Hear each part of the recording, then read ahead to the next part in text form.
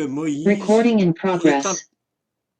Oh, j'ai compris. Et après que Moïse ait donc imploré Dieu pour pardonner la faute du peuple, les difficultés s'amoncellent et Moïse, inspiré par Dieu, a une idée géniale, celle de construire un sanctuaire itinérant, le Mishkan, dans lequel se trouveront entreposées les tables de la loi et dans lequel Dieu séjournera au milieu des Hébreux pour les faire se rapprocher de lui. Alors, évidemment, tout ça est à expliquer, et notamment pourquoi c'est une idée géniale. C'est ce que je vais m'efforcer de faire. Pour souligner l'importance que revêt cet espace sacré, Jonathan Sacks procède d'abord à une comparaison qui peut paraître étonnante, mais en même temps, elle éveille notre intérêt et notre curiosité. Alors que la création de l'univers est décrite en 34 versets dans la Genèse, le récit de la construction du Mishkan ne comporte pas moins de 500 versets dans l'Exode. Attendez, je vais changer le mode d'affichage. Voilà. Ah.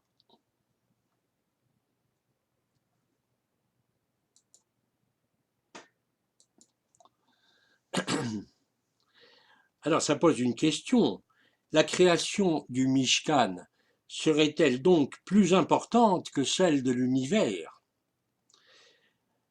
Difficile évidemment de répondre à cette question, mais ce que l'on peut dire sans conteste, c'est qu'aboutir à un sanctuaire où faire habiter Dieu est sans doute plus difficile à concevoir que la création de l'univers, ne serait-ce que parce que l'univers est l'œuvre de la puissance infinie de Dieu, tandis que la conception d'un lieu pour accueillir la présence divine au sein des Hébreux échoua à l'homme avec ses propres limites. Mais toujours est-il que face à l'extrême indocilité du peuple hébreu, qui se manifeste en dépit d'événements extraordinaires récents comme la traversée de la mer des Joncs, eh bien, le peuple, l'idée de faire habiter Dieu au sein des hommes est la réponse que trouve Moïse pour amener le peuple à prendre conscience de son unité. Je vais essayer d'expliquer cette difficile question dans mon exposé. De prime abord, je voudrais dire que, en dépit de son extrême technicité, cette paracha me semble mettre en lumière deux questions importantes que je vais tenter de souligner et développer. D'abord, elle nous montre que la sortie d'Égypte ne peut concrétiser à elle seule la libération de la servitude. La sortie d'Égypte n'en est que la dimension matérielle, certes nécessaire, mais non suffisante pour une véritable libération. Autrement dit, il ne suffit pas de sortir pour se libérer, il faut également entrer. Mais entrer où et comment? C'est la première question à laquelle la paracha Vayakhel nous invite à réfléchir. Ensuite, comment comprendre qu'on puisse faire résider Dieu au sein des hommes? Autrement dit, comment parvenir à rendre visible l'invisible? C'est évidemment une tâche qui défie l'entendement. Certes, en tant qu'objet, le tabernacle se doit d'être majestueux tout en étant itinérant. C'est l'ancêtre du temple. D'où l'abondance de détails sur les multiples objets sacrés du Mishkan.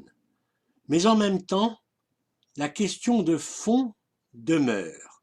Comment faire pour que ces différents objets expriment un au-delà de leur réalité matérielle, à savoir la solennité d'un lieu censé être la résidence de Dieu au sein des hommes?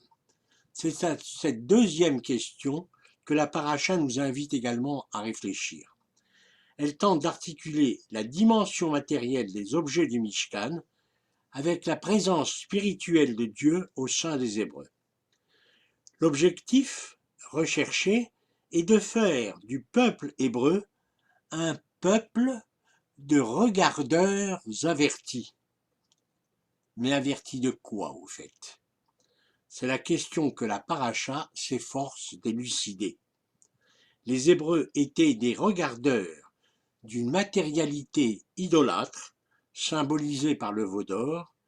Ils vont devenir des regardeurs d'un makom, qui les fait sortir de leur moi idolâtre. Je suppose que tout le monde connaît le mot makom. Le rabbin Jonathan Sachs nous invite à commencer par un peu de sémantique.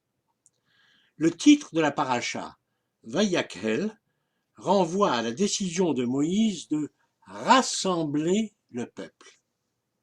Le terme Vayakhel de notre paracha est à rapprocher de celui de Vaïkahel, employé dans la paracha de la semaine dernière, Kititsa, c'est-à-dire Exode 32. Tous les deux termes sont dérivés de la même racine, kahal, qui renvoie au mot kehilla, assemblée, communauté. Ils sont composés des mêmes lettres hébraïques, vav, yod, kof, he et lamed. Mais les deux mots diffèrent par leurs voyelles respectives, ce qui conduit à des sens distincts. Alors que Vayakhel, c'est-à-dire le terme de notre paracha, renvoie au rassemblement du peuple pour la construction d'un espace sacré selon les prescriptions de Dieu, le terme Vaïkahel renvoie plutôt à un attroupement du peuple pour la construction d'une idole, le veau d'or. La différence entre rassemblement et attroupement s'avère des plus signifiantes. Un rassemblement implique une intention commune partagée par tous ceux qui s'assemblent, tandis qu'un attroupement n'est souvent qu'un regroupement plus ou moins accidentel de personnes aux intentions les plus diverses, dont celles de personnes non détachées de leur imaginaire fétichiste ou et de leur moi idolâtre, héritage d'un vécu antérieur.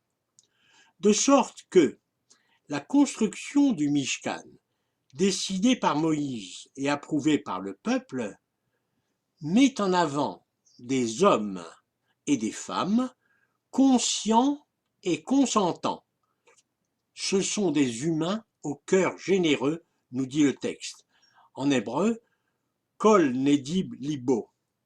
La générosité du cœur apparaît ainsi comme un prérequis pour se défaire des comportements égoïstes et adhérer au projet imparti à l'homme par Dieu, celui de construire une société juste et de se comporter en être responsable de sa conduite, tant au niveau individuel que collectif, pour constituer une nouvelle société. Le terme terouma, très souvent employé dans la paracha, désigne une offrande à Dieu. Ce terme exprime bien l'idée d'un don volontaire, témoignage de la coopération à un projet commun. Évidemment, un don volontaire n'est pas équivalent à un prélèvement fiscal obligatoire et n'a pas les mêmes implications sur le plan de la cohésion sociale. J'ouvre ici une toute petite parenthèse pour rappeler que le roi Salomon instaurera bien plus tard un très lourd impôt pour financer la construction du premier temple à Jérusalem, et on a souvent avancé l'idée que cette fiscalité très lourde a été vécu de manière confiscatoire par les Hébreux installés sur leur terre promise, au point d'avoir été à l'origine du schisme entre les deux royaumes de Juda et d'Israël. Fin de la parenthèse. La paracha débute par le rappel du repos du Shabbat avant le détail des travaux de construction du Mishkan. Pourquoi en est-il ainsi? Évidemment, c'est une question qui a intrigué beaucoup de monde. Le Rav Sachs nous éclaire sur ce point par des considérations à la fois halachiques et théologiques. Sur le plan halachique, le repos du Shabbat s'impose par rapport aux travaux de construction du Mishkan, qui doivent donc cesser, ces travaux du Mishkan, qui doivent cesser le jour du Shabbat. Cela est révélateur d'une importante information. Partant du fait que la Torah nous interdit de travailler le jour du Shabbat, sans nous préciser pour autant la nature des travaux interdits, les sages en ont déduit que ces travaux interdits le jour du Shabbat sont précisément ceux mis en œuvre lors de la construction du Mishkan. Ils ont ainsi pu recenser 39 activités de transformation de la matière, donnant lieu à autant de travaux interdits le jour du Shabbat. Sur le plan théologique, il apparaît que le lien entre le Shabbat et le Mishkan apparaît à 2 reprises, mais dans un ordre différent. Dans la paracha de la semaine dernière, Kititsa, l'interdiction de travailler le Shabbat apparaissait en conclusion de la paracha. Alors que dans notre paracha Vayakhel, le repos du Shabbat apparaît en préambule du projet de construction du Mishkan. Cette double configuration appelle donc un commentaire. Entre le préambule et la conclusion se situe en général ce qu'on appelle le cœur du sujet, ici le Mishkan. En tant que lieu sacré, censé accueillir Dieu au sein des Hébreux, le Mishkan se trouve précédé par le temps sanctifié par Dieu lui-même. Nos sages en ont tiré un enseignement général que reprend le Rav Sachs. C'est d'abord par la reconnaissance du caractère sanctifié par Dieu du temps du Shabbat que le Mishkan peut devenir à son tour un lieu saint pour les hommes. En tant que Makom, où le nom de Dieu réside entre les hommes, le Mishkan devient lui-même un lieu où les hommes instaurent entre eux la dimension de sainteté. Le Mishkan et ses objets sont déclarés saints car ils sont réalisés avec la même intention de sainteté que celle du Shabbat ordonnée par Dieu.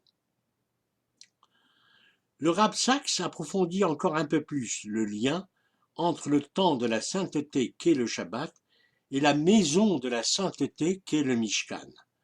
On découpe le temps en 2 dans la vie des Juifs.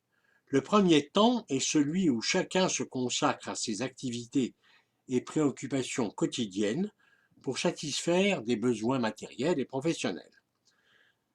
Ce temps est celui du déploiement autonome des forces de l'homme pour transformer le monde, obéissant en cela à la recommandation de la Genèse, remplissez la terre et conquérez-la.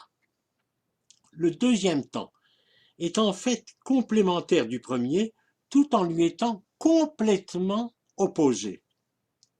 Il correspond au temps d'arrêt de l'activité courante, le jour du Shabbat. Ce deuxième temps instaure la complémentarité entre la dimension matérielle de l'existence et la dimension spirituelle restaurée à chaque Shabbat.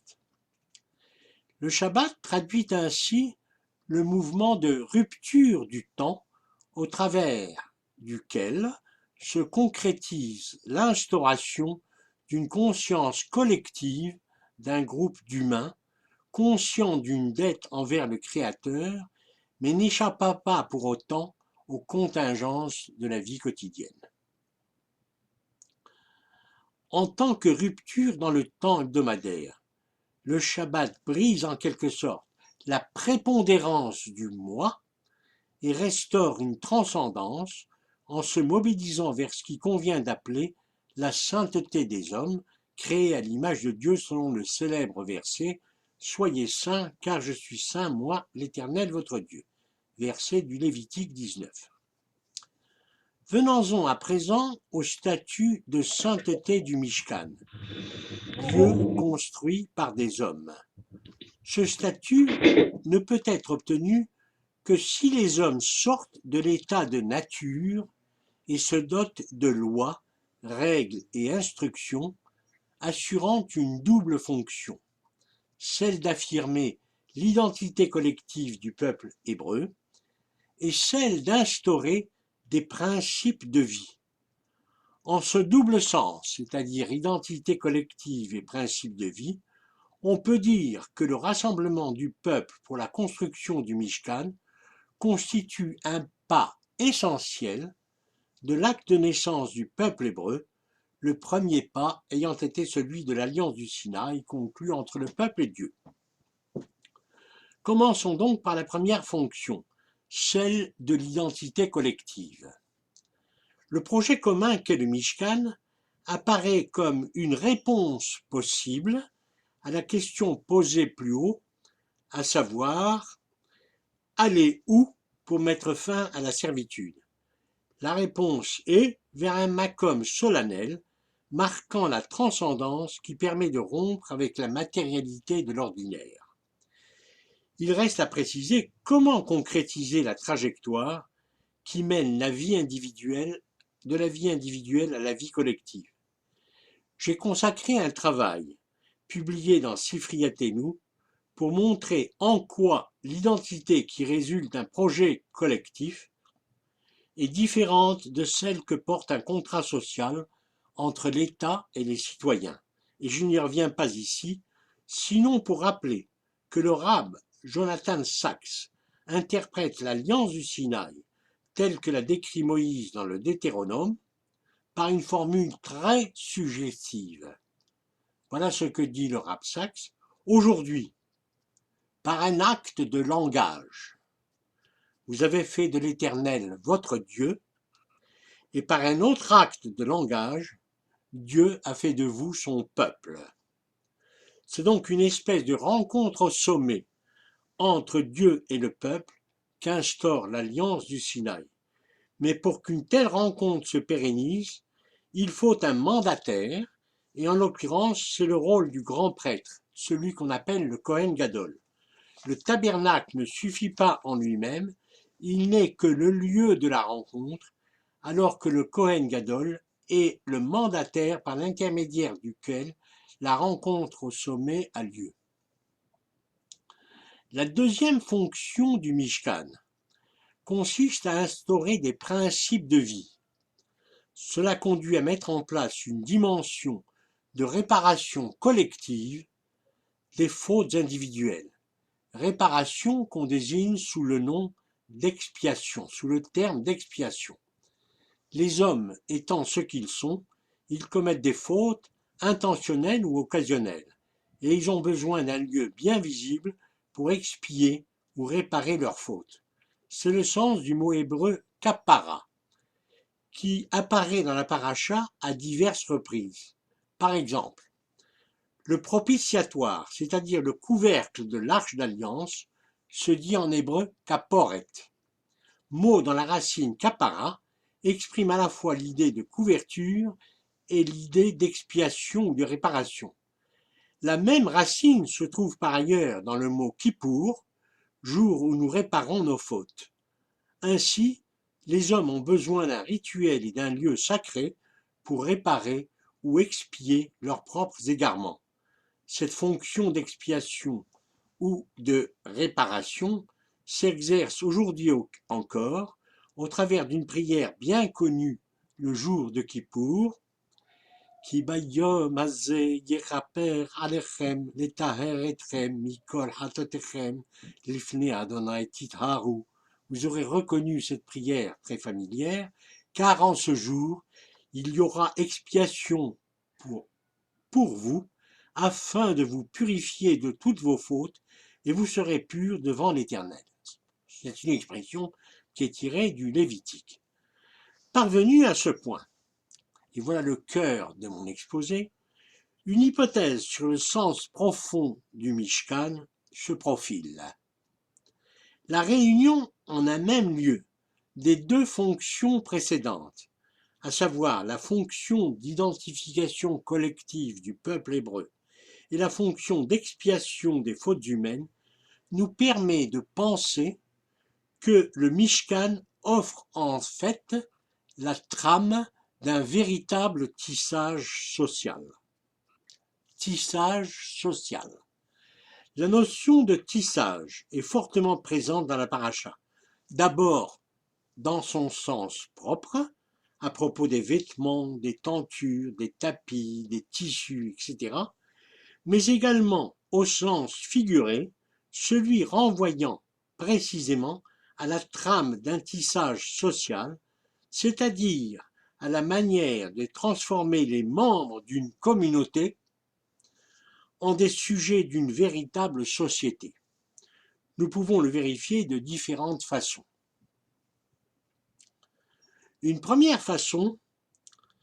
indication nous est donnée par les deux injonctions qu'on trouve dans deux passages différents. Vois au singulier, en hébreu réé, dans Exode 36, et voyez au pluriel, en hébreu réou, dans Exode 35. Quelle signification donner à ces injonctions? Ces impératifs traduisent en fait un certain émerveillement. Malgré le long séjour en Égypte, consacré à de durs travaux, sans lien aucun avec un travail de conception artistique, le peuple entier ne peut qu'être émerveillé qu'il se trouve encore en son sein de véritables artistes, orfèvres en tout genre, pour façonner toutes sortes de matériaux, pierres précieuses, etc. L'émerveillement du peuple est une façon de parler de l'enchantement du monde. Il fait partie intégrante du tissu social, car c'est l'enchantement entre les hommes qui le cimente. Dans ce même ordre d'idées, notons que les offrandes des Hébreux pour la construction du Mishkan ont été d'autant plus abondantes qu'elles ont fini par donner lieu à un excès, dénoncé par les artistes et artisans eux-mêmes, ce qui a amené Moïse à décréter la fin des offrandes. On ne peut ainsi qu'être émerveillé à notre tour par la probité de Moïse et de l'ensemble des maîtres d'œuvre, puisqu'à aucun moment ils n'ont cherché à exploiter à des fins personnelles l'excès de ressources collectées. Donc, pas d'abus de bien social dans le Mishkan, on peut y voir une des grandes exigences pour la constitution d'une société juste. Une deuxième indication que le Mishkan correspond bien à la trame d'un tissu social nous est donnée dans le texte même de la paracha. Les qualités d'expertise accordées par Dieu à Bezalel pour exécuter les projets du Mishkan sont innombrables, notamment celle de savoir combiner les tissus de différentes natures. Je vais prendre ici la citation de l'Exode. Voyez, l'Éternel, Réou, le voyez dont j'ai parlé tout à l'heure, voyez, l'Éternel a désigné nominativement Bezalel, fils d'Ouri, fils de Our, de la tribu de Juda. Il l'a rempli de souffle divin, de sagesse, d'habileté, de jugement, de science, d'aptitude pour tous les arts. Il lui a appris l'art de combiner des tissus, à mettre en œuvre l'or, l'argent et le cuivre, à tailler la pierre pour la sertir, à travailler le bois, à exécuter toute œuvre d'artiste. Fin de citation.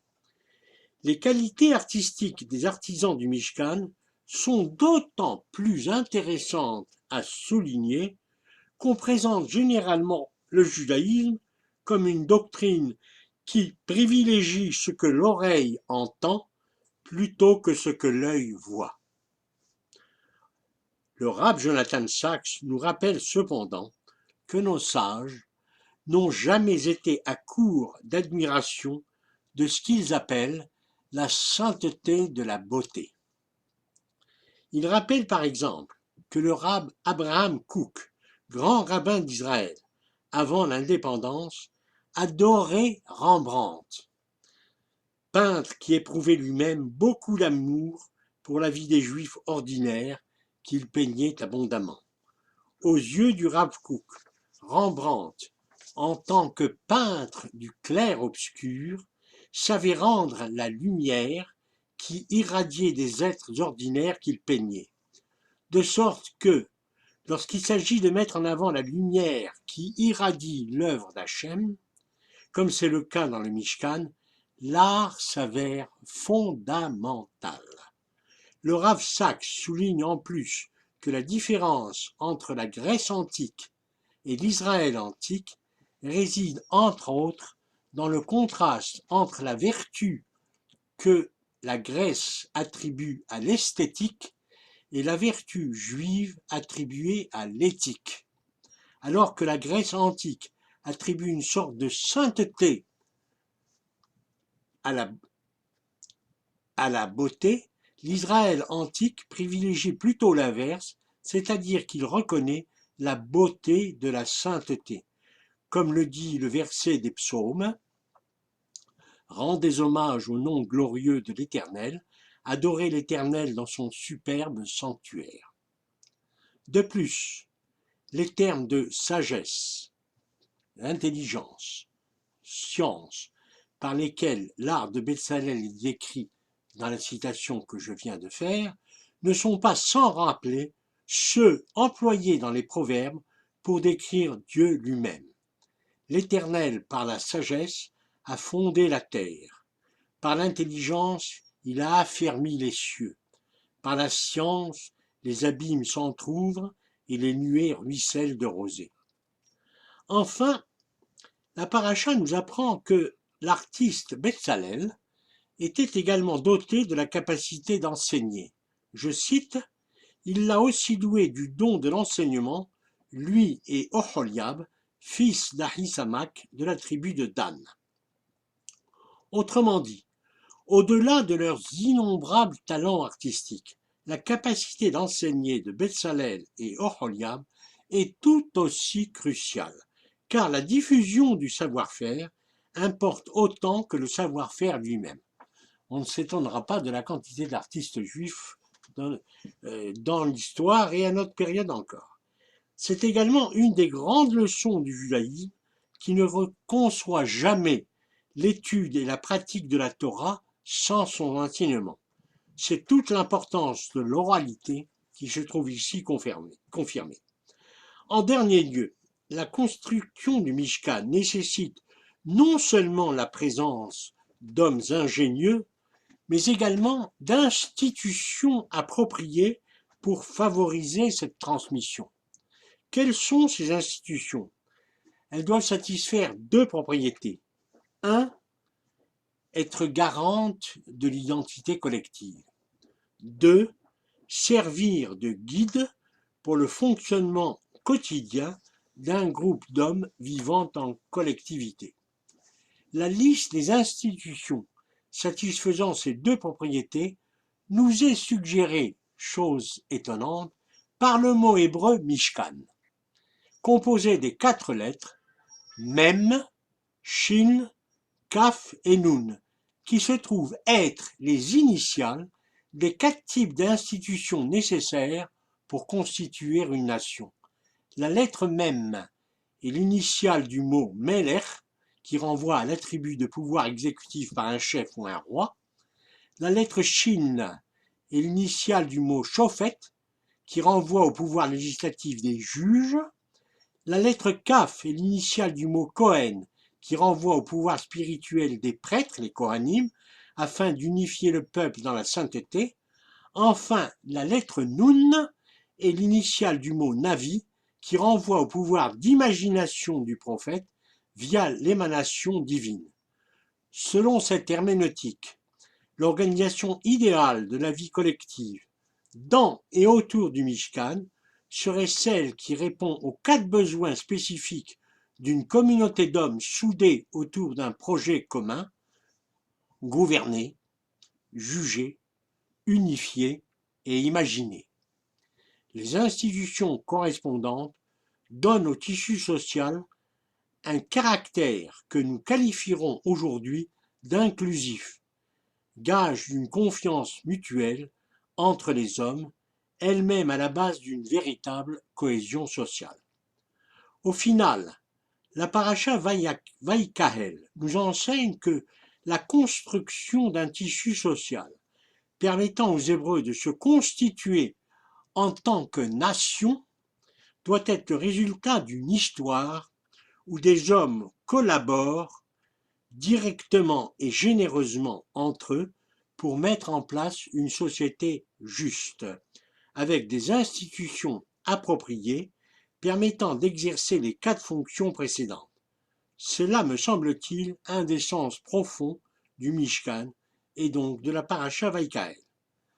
Passons maintenant à l'ordre symbolique, qui n'en est pas le moins important. Comment la solennité de la présence infinie de Dieu peut-elle se nicher dans la matérialité finie de la structure du Mishkan? Il faut avouer que c'est une question bien difficile. La paracha regorge de solutions que je vais essayer d'illustrer en examinant la structure de l'Arche sainte. Comment articuler la réalité matérielle de l'Arche sainte, c'est-à-dire le Aaron HaKodesh, objet en bois qui par définition est un contenant matériel, avec le sens profond dont cet objet est porteur, à savoir un contenu spirituel, c'est-à-dire un signifiant possédant une valeur symbolique. Autrement dit, comment faire pour que l'Arche sainte ne soit pas perçue comme une simple boîte en bois, ce qu'elle est en réalité, alors qu'elle est destinée à accueillir la présence de Dieu au sein des Hébreux? C'est une véritable énigme à laquelle le Midrash Tanhuma et à sa suite Jonathan Sachs tentent d'apporter une réponse. En premier lieu, le Midrash nous rappelle que...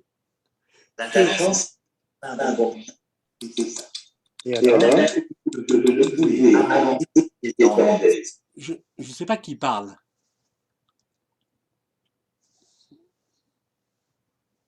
Je peux continuer?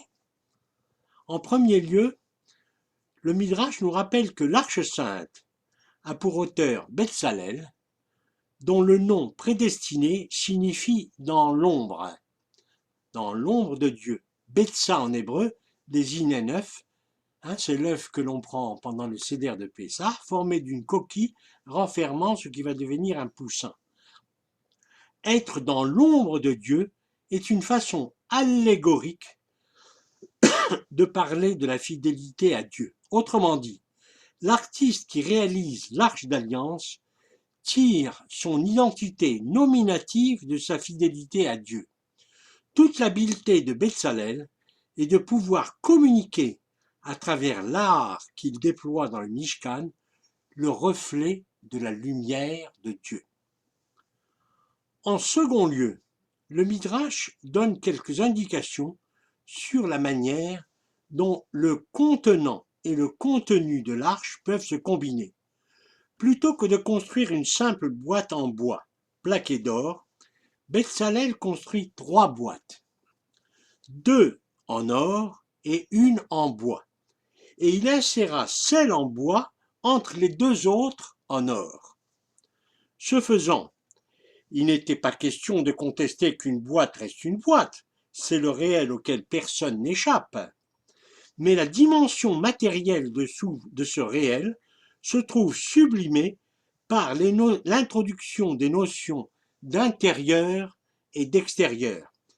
En distinguant ces notions, comme le prescrit d'ailleurs la Torah, tu l'envelopperas à l'intérieur et à l'extérieur, la paracha transfigure le sens propre de l'objet matériel. L'Arche sainte n'est plus seulement un contenant, mais devient de la sorte un contenu en tant que symbole de ce qu'elle contient, à savoir la Torah, matérialisant ainsi la présence de Dieu entre les hommes. Une autre illustration de la dimension symbolique des objets du Mishkan concerne les vêtements du grand prêtre. Les noms de ces vêtements sont en correspondance avec des formes d'expiation. Je vous rappelle que l'expiation en hébreu c'est kapara et au pluriel kaparot. Ce qui veut dire qu'à chaque faute éventuelle est associée une expiation spécifique symbolisée par le nom d'un habit du Kohen Gadol. Par exemple, la robe ou tunique. En hébreu, la tunique se dit ketonet, dont se revêt le grand prêtre, fait référence aux effusions de sang, comme il est dit à propos des frères de Joseph. Vaikhu et ketonet Yosef, vaishhatu she'ir izim, vaitbelu et habutenet badam. Ils mirent la coténette dans le sang. Ils prirent la robe de Joseph, égorgèrent un chevreau et trempèrent la robe dans le sang. L'appellation des différents vêtements du grand prêtre symbolise de la sorte les fautes pour lesquelles est exigée une expiation. De plus, les vêtements du grand prêtre comportent sur le pectoral des oracles lumineux, on les appelle Urim et Tumim, qui permettent au grand prêtre d'être parfaitement conscient de son état au moment d'entrer dans l'Arche sainte. C'est pourquoi le pectoral, en hébreu Hoshen, a lui-même été qualifié de pectoral de signal ou de jugement, Hoshen Mishpat, au sens où il sert de support au comportement du grand prêtre. Deux mots pour conclure. La majesté du Mishkan, la solennité des cérémonies qui s'y déroulent, et le sens symbolique de ce lieu qui abritait la présence divine au sein des Hébreux sont certainement un des legs les plus signifiants de l'histoire de l'identité juive. Le récit de Vayakhel nous apprend que les querelles au sein des Hébreux, qui étaient, je le rappelle, innombrables, pendant tout le livre de l'Exode et une partie du livre des Nombres, ont totalement cessé pendant la construction du Mishkan. L'effort que cette construction a nécessité est à mettre à l'actif du peuple des Hébreux. C'est à la suite de cet effort partagé que le peuple est parvenu à une responsabilité collective, prélude de toute cohésion sociale. Dans toute son œuvre, et elle est importante, Jonathan Sacks ne cesse d'avancer l'idée que c'est par la réalisation d'une tâche collective importante que l'identité d'un groupe humain peut se former. Je vous rappelle sur ce point, je vous renvoie sur ce point à l'important ouvrage du Rab. Alors, je ne sais pas si vous le voyez, c'est à l'important ouvrage du Rab intitulé The House We Build Together, c'est-à-dire la maison que nous construisons ensemble. Je vais d'ailleurs vous montrer, si je la retrouve, une photo. Voilà. Alors, c'est la photo qui paraît sur la couverture de ce livre. C'est un tableau de Diego Rivera qui s'appelle The Making of a Fresco Showing the Building of a City. Un tableau de 1931. Ça veut dire la réalisation d'une fresque montrant la construction d'une ville. Et voilà ce que le rabbin Sacks a mis comme couverture de son propre livre. Je pourrais également vous montrer une autre photo, par exemple, pour vous montrer ce qui irradie des tableaux de Rembrandt auxquels le Rav Kook était très sensible.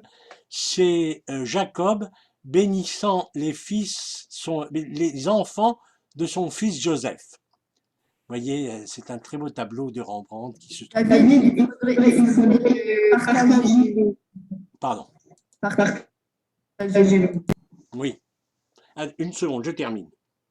Une dernière question ne peut se manquer cependant de survenir. La destruction du temple, où l'identité collective du peuple des Hébreux s'est trouvée exprimée, signe-t-elle pour autant la disparition de cette symbolique collective? La réponse que fit Rabbi Yohanan ben Zakkai à Rabbi Yoshua, qui se lamentait de la disparition du temple, laisse penser que non. Voici sa réponse. Ne t'afflige pas outre mesure, car nous disposons d'un autre moyen d'expiation qui lui est supérieur. La bonté, je traduis le mot hesed par la bonté, en se référant à ce qui est dit dans Osée, qui hesed hafasti velo zabah, vedarat Elohim merolot. C'est que je prends plaisir à la bonté et non au sacrifice. Je préfère la connaissance de Dieu aux holocaustes. Voilà, j'ai terminé, je vous remercie. Merci beaucoup.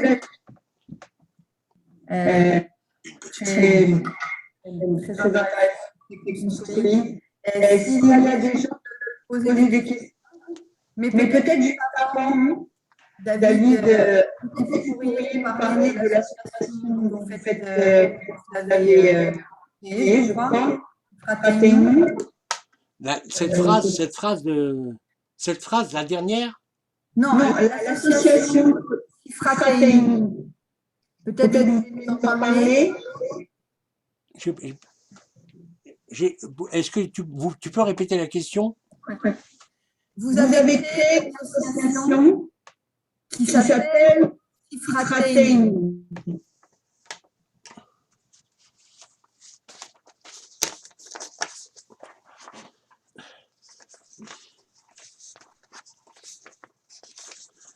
Vous pouvez continuer à poser des questions, je répondrai successivement. Alors, est-ce que il y a des questions? N'ayez pas peur, même si la semaine dernière, on a eu des désaccords, ça fait partie et c'est intéressant. Caroline, oui. Judith Buchinger n'est pas là? Elle n'a pas de réseau pour se brancher. Elle n'est pas des nôtres alors? Là, je crois. Ah, d'accord. J'essaye de la regarder. Très bien. Justement, elle m'a dit que une association qui s'appelle Fraterni. Ephraim comment? Non, Fraterni. Ah, c'est Fraterni, oui. Ah, vous voulez en parler? Ah, écoutez, premièrement, je vous renvoie à l'article qui est publié dans Sifri Atenu, un article que j'ai écrit. Je ne sais pas si je peux le retrouver facilement. Attendez, je regarde. Non.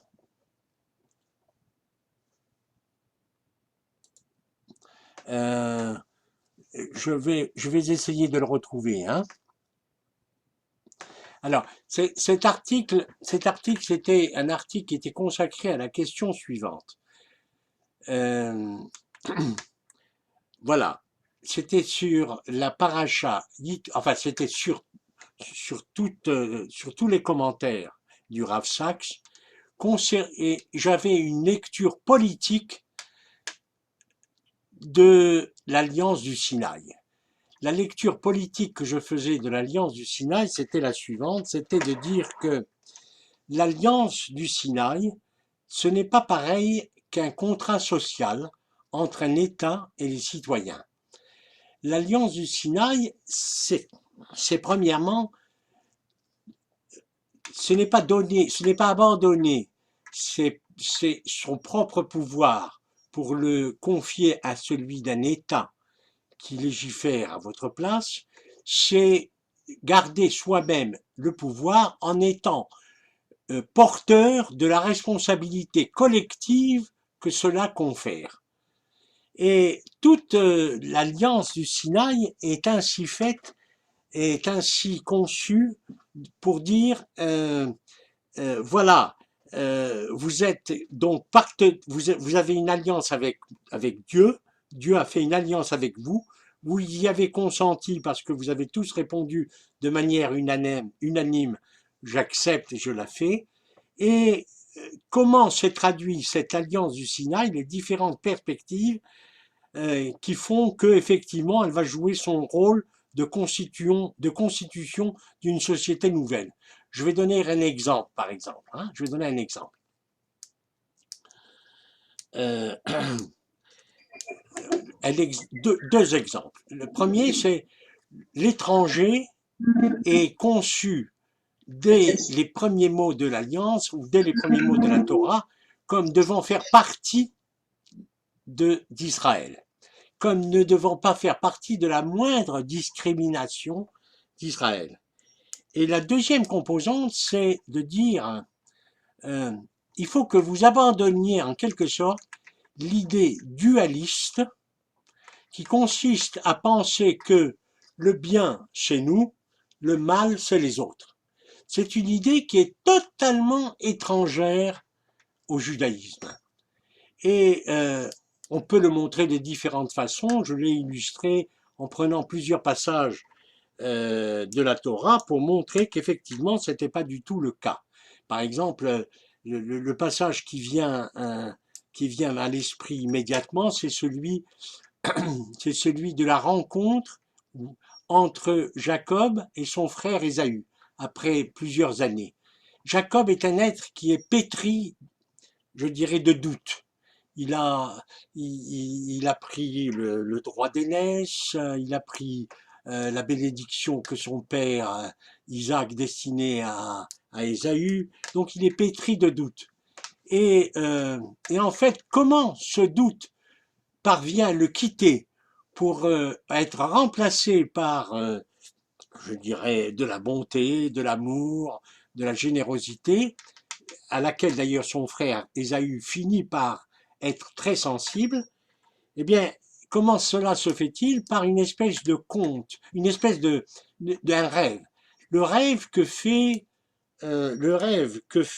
Jacob, il rêve de la chose suivante, il rêve d'un combat avec un ange ou un homme, on ne sait pas bien. Vous savez, vous connaissez tous ce passage. Il rêve donc qu'il combat cet homme et ce combat dure toute la nuit. Ce combat dure toute la nuit et au petit matin, l'ange veut repartir et il demande alors Jacob demande à l'ange, il lui dit je ne te laisserai pas partir avant que tu ne m'aies dit ton nom. Et l'ange répond de manière très subtile, il lui dit ce n'est pas mon nom que je vais te dire, mais c'est par contre ton nouveau nom que je vais énoncer. Et il transforme le nom de Jacob en Israël. C'est la première fois que le nom d'Israël est prononcé. Et donc à ce moment-là, en quelque sorte, les doutes, l'incertitude, la complexité, la culpabilité que Jacob a en lui disparaît et il peut aller retrouver son frère Ésaü, bref, avec tout un cérémonial, tout un rituel. Alors, c'est intéressant parce que, si vous voulez, je peux vous raconter une petite anecdote personnelle. Une petite anecdote personnelle, enfin personnelle, non pas personnelle, mais disons, c'est relatif. Excusez-moi, vous pouvez faire la dernière. Oui, je vous les envoie, bien sûr. Merci. Voilà. Vous voulez que je vous raconte cette anecdote? Cette anecdote, elle est en rapport avec... vous connaissez peut-être le professeur Fenton. Le professeur Fenton est un grand professeur à l'université à la Sorbonne et c'est un grand professeur de pensée juive et c'est lui qui raconte, et je l'ai retrouvé par ailleurs dans un autre texte d'une philosophe juive française qui s'appelle Colette Sirat et qui est intéressante. Alors voilà l'anecdote. Au XIVe siècle, un membre de ma famille qui se trouvait en exil, il a quitté l'Espagne en 1391 à la suite de pogroms épouvantables dont son père a été victime. Il a quitté l'Espagne à cette date-là et il a rejoint d'abord l'Afrique du Nord. Il a rejoint d'abord le Maroc avant de rejoindre l'Algérie à Tlemcen. C'est le grand rabbin de Tlemcen, Bon, bref, j'ai écrit sur lui tout un article, un autre article. Et alors, ce Rav raconte l'histoire suivante. Voilà. D'abord, il nous rappelle qu'il y a eu un épisode, une espèce de débat entre Maïmonide et Narmanide. Vous savez que Maïmonide et Narmanide, c'est comme chien et chat, sur tous les sujets, ils ont des points de vue assez différents. Alors, Maïmonide prétendait que ce qui est arrivé à Jacob pendant ce rêve était un pur rêve, un rêve tout pur, un rêve tout court, et qu'il n'avait pas aucune matérialité. Alors Narmanide lui répondait en lui disant « Mais comment il n'a aucune matérialité ?» La meilleure preuve qu'il en a une, c'est que à la suite de ce combat, Jacob est resté tout le temps avec une luxure au niveau de la hanche. Il avait un problème au niveau de la hanche. Bon, et donc Narmanide disait dur comme fer que il fallait absolument pas interpréter ça comme un fantasme, un rêve, quelque chose d'imaginaire. Et l'épisode de l'historique est le suivant. Ce Rav Ephraim Ankawa, un jour se trouvait à Marrakech. Et après le Shabbat, il avait fait donc la dracha du Shabbat, il rentrait chez lui avec ses amis, et à un moment donné, ils ont traversé un endroit qui était le parvis d'une mosquée. Et il a traversé le parvis sans se déchausser. Et à ce moment-là, un garde est venu pour le frapper avec un bâton très très violemment, et ses amis se sont interposés pour éviter que le Rav ne reçoive des coups. Bien. Donc le Rav ne reçoit pas de coups, et ils rentrent tous chez le Rav pour fêter le Shabbat. Quand ils arrivent, le Rav leur dit « Permettez-moi de faire un petit somme d'1 quart d'heure, je suis épuisé, je voudrais me reprendre mes forces avant que nous refassions le Shabbat. » Le Rav fait un petit somme, il se réveille, et à son réveil, il dit à ses amis « Mais j'ai le dos fourbu, je suis fourbu de coups, pourquoi vous avez laissé le garde rentrer pour me donner des coups ?»